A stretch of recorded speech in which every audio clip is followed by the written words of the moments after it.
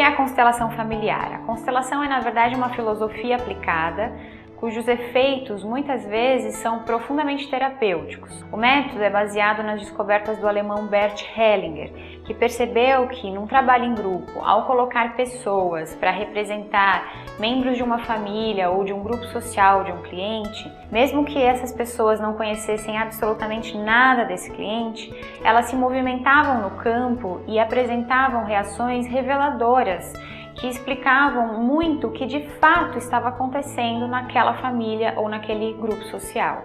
Hellinger descobriu a existência de 3 leis naturais, também conhecidas como ordens do amor, que operam sobre as relações humanas e, assim como a lei da gravidade, elas operam quer a gente acredite nelas ou não. Uma das leis é a lei da hierarquia ou da ordem.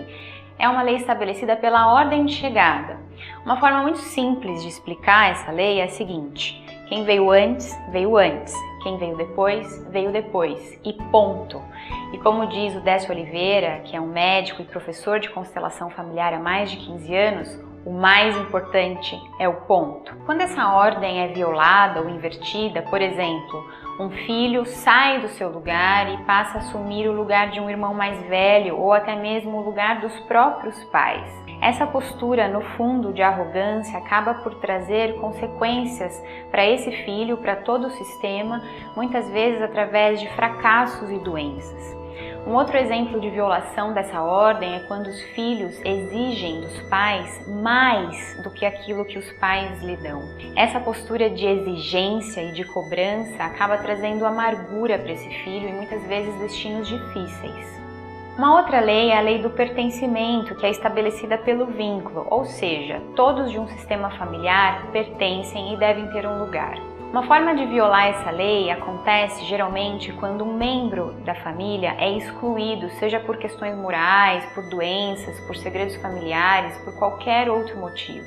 Quando isso acontece, geralmente um membro da família, e normalmente de gerações subsequentes, passa a repetir os comportamentos desse excluído de forma a incluí-lo novamente no sistema familiar. Tudo isso acontece no nível de alma, não necessariamente as pessoas que fazem esses movimentos de exclusão e inclusão têm consciência das histórias que estão por trás desses movimentos.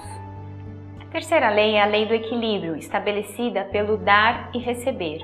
Por exemplo, numa relação de casal, quando um dos parceiros se sente superior ao outro, quando ele dá muito mais do que recebe, aquele parceiro que recebe demais, em determinado momento ele começa a se sentir diminuído, humilhado, passa a se desinteressar pela relação e buscar fora alternativas de resgatar a própria dignidade. Já na relação entre pais e filhos, esse equilíbrio só pode ser estabelecido quando os filhos tomam dos pais tudo aquilo que os pais lhe deram, com amor, com gratidão e retribuem olhando para frente e fazendo a vida que eles ganharam dos pais valer a pena.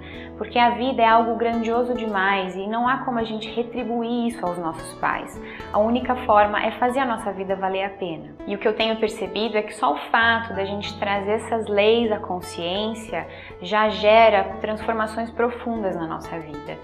Quando a gente assume o nosso lugar e apenas o nosso lugar, quando a gente dá um espaço no nosso coração a todos que pertencem ao nosso sistema e quando a gente se equilibra nesse movimento, nesse fluxo de dar e receber, a vida flui em gratidão, em alegria e a gente pode experienciar a plenitude que é viver.